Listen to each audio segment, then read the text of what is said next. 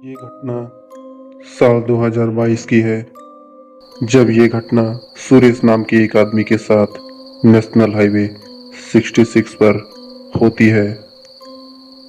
उस समय सुरेश की नई नई शादी हुई थी और मुंबई में रहने के कारण उसने हनीमून का प्लान गोवा के लिए बनाया। 2-3 दिन घर के रीति रिवाज और रस्मों को निभाकर वह और उसकी पत्नी रीता अपनी गाड़ी से गोवा के लिए चल पड़े, वो भी नेशनल हाईवे 66 से। सुरेश सुरेश ने पहले भी कई बार इस हाईवे पर भूतिया कहानी और उसकी घटना का किस्सा सुना हुआ था, जो लोगों के साथ घटित हुई थी। इस हाईवे को कुछ लोग और कुछ गांव वाले भूतिया हाईवे भी कहते थे, लेकिन सुरेश इन बातों पर यकीन नहीं करता था। तो वह अपनी गाड़ी से दोपहर के समय और अपनी पत्नी रीता के साथ चल दिया। उनका सफर लगभग 600 किलोमीटर का था, जिसमें 10 से 12 घंटे लगने वाले थे और रात का समय भी शुरू होने वाला था। ये ये नेशनल हाईवे 66 मुंबई से गोवा से होते हुए कन्याकुमारी तक जाता था। ये रूट सबसे फास्ट और सीधा था। इस रूट की सभी तारीफ भी करते थे। इसके साथ साथ इस हाईवे की भूतिया कहानी भी बहुत प्रसिद्ध थी। सुरेश इन बातों को कभी नहीं मानता था। लगातार सुरेश ने 7 घंटे तक ड्राइव किया और उसका शरीर भी थक चुका था। उसकी पत्नी रीता ने कहा, कुछ देर रुककर आराम कर लेते हैं, किसी रेस्टोरेंट पर खाना भी खा लेंगे।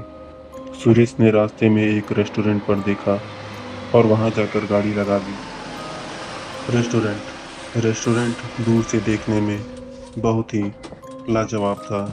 रीता और सुरेश दोनों बहुत ही उत्साहित थे कुछ नया खाने के लिए, और ये सोचकर वो रेस्टोरेंट के अंदर जाते हैं।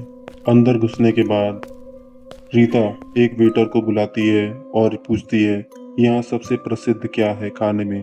तो वेटर बताता है, चिकन कबाब।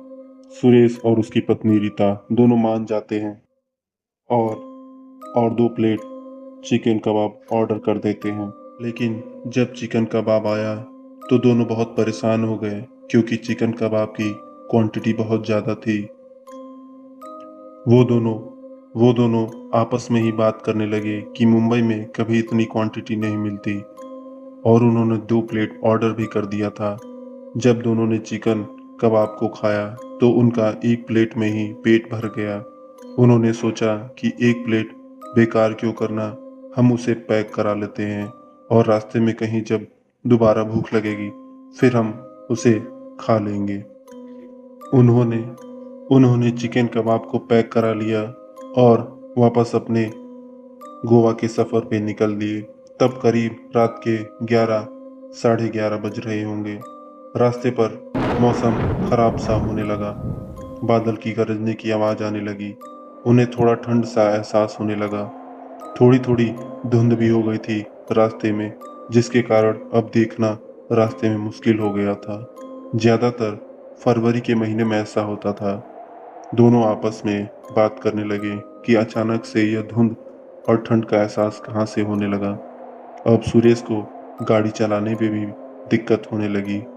अभी रीता और सुरेश आपस में बात कर ही रहे थे कि धुंध के कारण उन्हें रोड पर कोई गिरा हुआ दिखाई देता है। सुरेश डर सा गया और बड़ी मुश्किल से गाड़ी को रोक पाता है। सुरेश इसलिए डर जाता है कहीं गाड़ी उसके ऊपर से तो नहीं चली गई। तब तब सुरेश और उसकी पत्नी रीता घबराए हुए दोनों गाड़ी से बाहर आते हैं, और बाहर आकर जब वो देखते हैं तो वो बिल्कुल उनकी होश उड़ जाते हैं। वो कुछ और नहीं, एक काला सा एक काला सा ब्लैंकेट होता है, जिसे देखकर रीता हंसने लगी और बोली, तुम तो इसे ही देखकर डर गए, चलो गाड़ी के अंदर, यहाँ बहुत ठंड है। और और रीता कहती है, चलो गाड़ी में बैठें। वह दोनों गाड़ी से ज़्यादा दूर नहीं थे। जब दोनों गाड़ी की तरफ बढ़ते हैं और पास जाते हैं, तब उन्हें पता चलता है कि गाड़ी अंदर से लॉक हो चुकी है। उनके फिर से होश उड़ जाता है। वह दोनों ये सोचते हैं कि हम गाड़ी तो अनलॉक करके ही आए थे, ये बाहर ये ये गाड़ी अपने आप कैसे लॉक हो गई। तब सुरेश ने सोचा इस वक्त रात के 11 बजे कोई मैकेनिक भी नहीं मिलेगा। तो सुरेश ने एक बड़ा सा पत्थर उठाया और राइट वाले अपने व्हीलर को तोड़ दिया, जिससे वह गाड़ी के अंदर जा सके। जैसे तैसे दोनों, रीता और सुरेश, गाड़ी के अंदर आते हैं। लेकिन कुछ ही समय बाद रीता को एहसास होता है कि कोई उसके मुंह को खरोच रहा है। रीता दर्द के कारण कराहने लगती है और चिल्लाने लगती है, और वो जल्दी जल्दी गाड़ी के बाहर आ जाती है। सुरेश देखकर हैरान हो जाता है कि ऐसा क्या हो गया। वह भी गाड़ी से बाहर आकर उससे पूछने लगता है। तब रीता बताती है कि ऐसा लगता है मानो उसके मुंह को कोई खरोच रहा हो और उसको पीट रहा हो। तब सुरेश वापस गाड़ी में जाकर बैठता है। फिर उसे भी वही एहसास होता है, मुंह पे खरोचने की आवाज़ और दर्द का एहसास होता है। वो भी गाड़ी से दूर भाग आता है। डर के मारे दोनों गाड़ी से दूर हो जाते हैं और उन्हें एहसास होता है यह कोई साधारण घटना नहीं है। इतनी रात को उन्हें कोई गाड़ी भी नजर नहीं आती जिससे वह आगे चल के मदद मांगे या किसी होटल में रुक पाए। लेकिन लेकिन कुछ दूर उनको चलने पर एक छोटा सा होटल नजर आता है। वो दोनों सोचते हैं आज की रात यहीं बितानी होगी। वो लोग वो लोग होटल के करीब जाते हैं और वहाँ के मैनेजर से बात करते हैं और अपने साथ घटी हुई घटना को व्यतीत करते हैं। तब होटल के मैनेजर ने उन्हें एक सलाह दी और वो बताता है कि क्या आपने कोई अपने साथ चिकन या मांस तो नहीं लेकर आए हैं जिसकी वजह से आपको ये परेशानी होती है। सुरेश और रीता घबरा जाते हैं और पूछते हैं हाँ हमने लिया है, लेकिन ऐसा क्यों बोल रहे हैं। तब वह बताता है जी हाँ, यहाँ पर 3 अदृश्य चुड़ैल घूमती हैं जो नॉनवेज खाने की भूखी हैं। इसी कारण कोई भी नॉनवेज लेकर जब इस नेशनल 66 से जाता है तब लोग को वह अदृश्य आत्मा परेशान करती हैं और उनके साथ दुर्घटना होने की कोशिश करती हैं। फिर सुरेश को याद आता है हमने भी एक चिकन कबाब पैक कराकर अपनी गाड़ी में ही रखा था। सुरेश और रीता उसी गाड़ी को वहीं पे छोड़कर रात भर इसी होटल में बिताते हैं। अगली सुबह सुरेश और उसका होटल का मैनेजर दोनों साथ में गाड़ी के पास जाते हैं तो दोनों हैरान हो जाते हैं।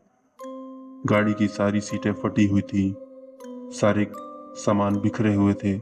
ऐसा लग रहा था मानो किसी ने गाड़ी के अंदर ही कुश्ती की हो। और लेकिन कुछ भी चोरी नहीं हुआ था। लेकिन जब वो अंदर गाड़ी के जाते हैं तो चिकन कबाब वहां नहीं था। तब होटल वाले ने कहा शुक्र है कि आप लोग बच गए, वरना आज एक और नई घटना घटित हो जाती।